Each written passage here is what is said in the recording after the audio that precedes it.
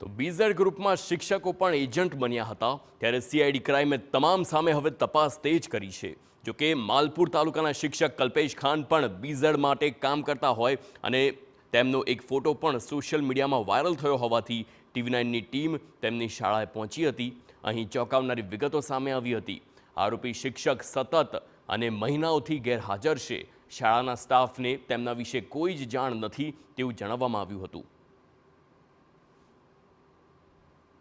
અમારી શાળામાં ફરજ બજાવતા ખાન કલ્પેશ કુમાર ઉદયસિંહ 17 ખુલતા 13/6/2024ના રોજ હાજર થયા હતા। ત્યારબાદ 14/6થી કપાત પગારની રજા ઉપર હતા। તેનો રજા રિપોર્ટ પણ ઓફિસમાં આપેલ છે, જાણ કરેલ છે।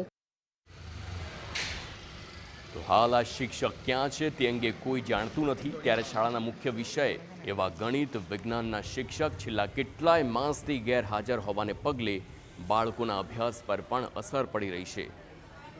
તો નકારી ન શકાય કે કલ્પેશ ખાન વધુ નાણાં કમાવવાની લાલચમાં બીઝેડ ગ્રુપ સાથે જોડાયા હોય અને આવી શક્યતા છે અને બાદમાં નોકરી પ્રત્યે બેદરકારી દાખવતા હોય તેવી પૂરેપૂરી શક્યતા છે।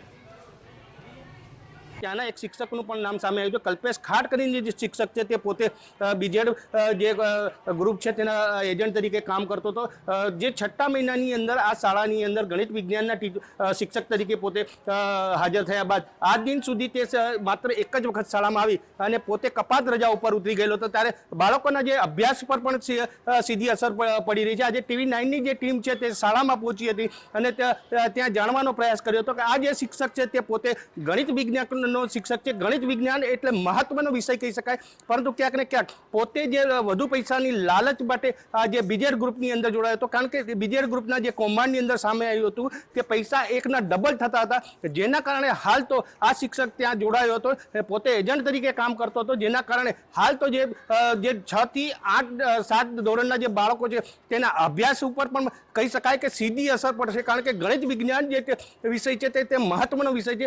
શાળાના આચાર્ય સાથે પણ આ બાબતે વાત કરી, તેમના જણાવ્યા પ્રમાણે એવું જાણવા મળ્યું છે કે આ શિક્ષક માત્ર ને માત્ર પોતે જે વેકેશન હતું ત્યારબાદ માત્ર એક જ વખત શાળાની અંદર આવ્યા હતા અને ત્યારબાદ પોતે કપાત રજા ઉપર ઉતરી ગયા હતા। ત્યારે આ શિક્ષક સામે હવે કેવા પગલાં લેવાશે તે જોવું રહ્યું। પ્રિતેશ પંચાલ, TV9 દાહોદ।